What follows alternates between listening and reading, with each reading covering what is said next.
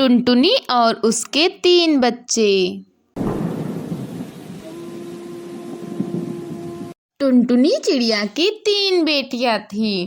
टुनटुनी बहुत बीमार हो गई थी, पर उसकी बेटियां उसकी अच्छे से देखभाल करती थी। पर टुनटुनी की सेहत में कोई सुधार नहीं आया। बच्चों, मेरे पास अब ज्यादा समय नहीं है, मुझे माफ कर दो बच्चों। मैं तुमसे दूर जा रही हूँ। इतना सुनकर तीनों बेटियां रोने लगी और कहने लगी,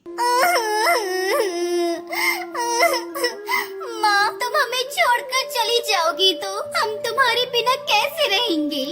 लेकिन टुनटुनी ने कोई जवाब नहीं दिया, क्योंकि टुनटुनी इस दुनिया से जा चुकी थी। तीनों बेटियां बहुत दुखी हुई और बहुत रोते हुए तीनों बेटियों ने अपनी माँ का अंतिम संस्कार किया और घर लौट आईं। तीनों बेटियां अपनी माँ के बारे में ही सोच रही थी, तभी उनका चाचा वहाँ आ पहुँचा। ओ टुनटुनी, कहाँ है तू? बाहर निकल।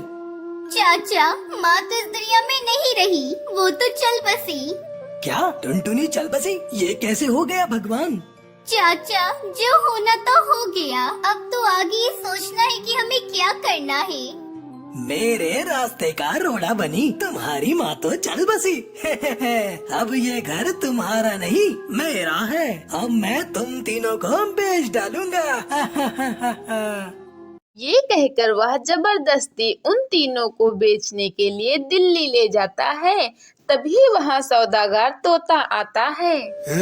इन तीनों चिड़ियाओं को बेच रहे हो ना? इन तीनों चिड़ियाओं के 3 लाख रुपए मिलेंगे, अगर मंजूर है तो बताओ। इतने कम पैसे क्यों? देखो तो कितनी सुंदर चिड़िया है। अभी तो इनकी शादी भी नहीं हुई। मैं इनके पूरे 6 लाख रुपए लूंगा। हाँ ठीक है, ये लो चेक, पूरे 6 लाख का है। चाचा कावे ने पैसे लिए और तीनों बेटियों को वहाँ छोड़कर चला गया। तीनों बेटियां सौदागर तोता के सामने गिड़गिड़ाने लगी। हमें छोड़ दो, हमें यहाँ से जाने दो।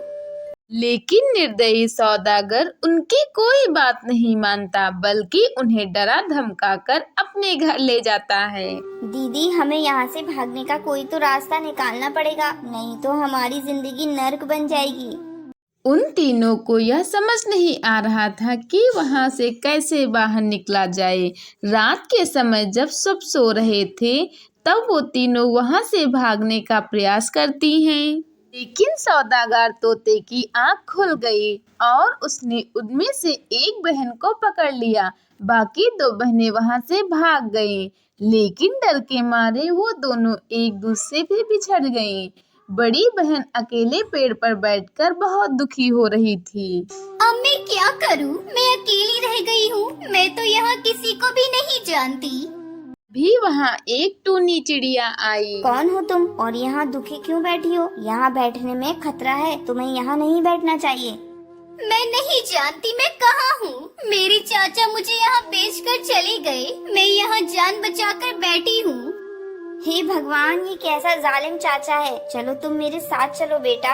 इस तरह से बड़ी बहन ने दुखी मन से सारी बात बताई। टूनी चिड़िया ने उसे अपने घर में रहने के लिए जगह दी।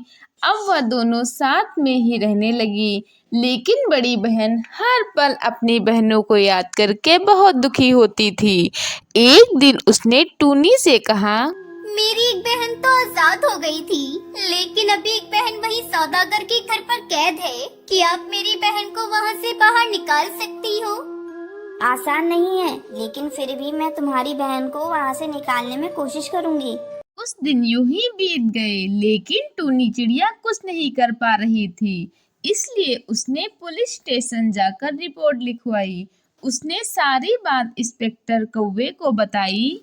तुम फिक्र मत करो, मैं तुम्हारी बहन को जल्दी ही वापस लाऊंगा। इंस्पेक्टर कौवा उस जगह पहुंचा और सभी चिड़ियाओं को वहां से बाहर निकाला। दोनों बहनें मिलकर बहुत खुश हुई। दीदी, मुझे पता था आप मुझे यहाँ से बाहर जरूर निकालोगी। दीदी, मैंने यहाँ बहुत अत्याचार सहे हैं। जो हुआ उसे भूल जाओ बहना। अभी हमें अपनी बहन को भी ढूंढना है, फिर हम वापस अपने घर चले जाएंगे। इंस्पेक्टर कौवा, टूनी चिड़िया और दोनों बहनें अपनी बहन की तलाश के लिए निकल पड़े। कई दिनों के ढूंढने के बाद उन्हें उनकी बहन मिल गई। दीदी, आप इतने दिन कहाँ थी? मैंने बहुत इंतजार किया आपका दीदी। हमें तुम्हारे चाचा का भी पता चला, वह एक दुष्ट पक्षी है। अब तुम लोग ही बताओ, क्या हम उसे पकड़कर जेल में बंद कर दें? उसने हमें पैसों के लिए बेच दिया। उसे कड़ी से कड़ी सजा मिलनी चाहिए, तभी हम अपना जीवन शांति से जी पाएंगे। टूनी चिड़िया ने उन्हें विश्वास दिलाया कि वे उनके चाचा को जेल में बंद करवा देगी और उन्हें ट्रेन से उनके घर वापस भेज दिया और सब खुशी खुशी तीनों साथ में रहने लगी।